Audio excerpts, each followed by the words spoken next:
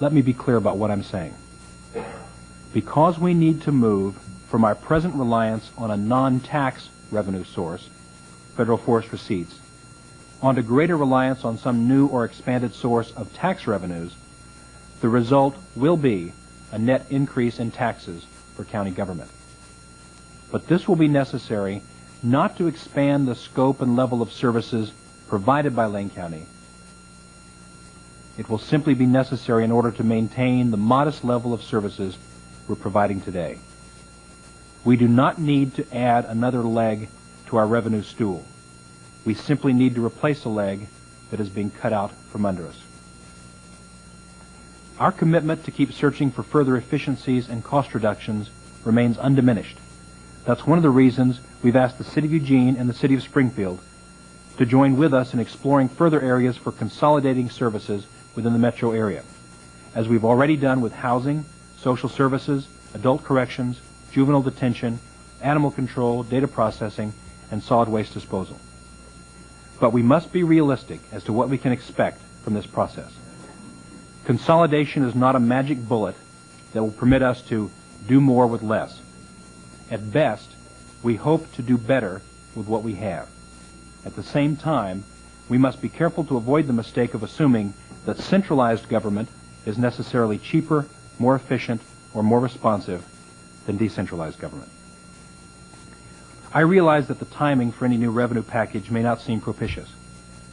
As our national leaders, or at least those who in this day and age pass for leaders, debate how to bring our country out of its current recession, one may well ask whether this is the right time to seek alternative revenue for local government. I can only respond by saying that whatever consequences may result from our current economic doldrums, they almost certainly will not include a reduction in crime, a reduction in juvenile delinquency, a reduction in youth poverty or drug addiction or infectious disease or illegitimacy or child abuse. There will be no reduction in our need to assess properties more accurately or to run elections fairly and efficiently. In fact, none of the things we do out of our general fund are any less critical during bad economic times than in good ones. Speaking for myself, no one is more opposed than I am to paying one dime more in taxes than is absolutely necessary to accomplish what we as a community believe is necessary and proper for local government. But at the same time, as a taxpayer, as a homeowner, and as a parent, I am not willing to accept the consequences of continuing on our present course. I have no interest in building a governmental empire in Lane County. I have no desire to see bureaucracy at any level expanded or protected. But at the same time, I did not seek the office of County Commissioner in order to preside over the dismantling of county government. 50 years ago last month, Winston Churchill addressed a joint session of the United States Congress. 2 weeks earlier, the Japanese had bombed Pearl Harbor. Simultaneously, they launched attacks on British and American positions throughout the Pacific. In Europe, Hitler had already conquered France, driving British forces off the continent and back onto their tiny, fragile island.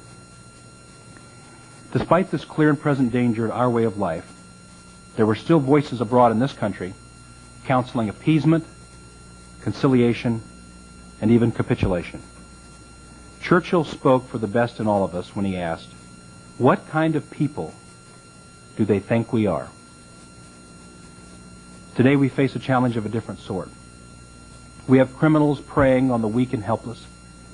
We have our youth enticed by drugs and violence in search of a fast buck, a cheap thrill, and sometimes just a little attention. We have children living in cars, living on the streets, going to school hungry and sick when they go to school at all. We see all these things that we work with every day. And then we hear the voices of those who wring their hands and say, "It's not my fault. It's not my problem. There's nothing we can do. We can't afford to do any more. We can't even afford to keep doing what we're doing now. We just want to be left alone and hope that these things will take care of themselves." We see these problems and we hear those voices. And I have to ask, what kind of people do they think we are? History and our own children and grandchildren will judge us by how we answer that question.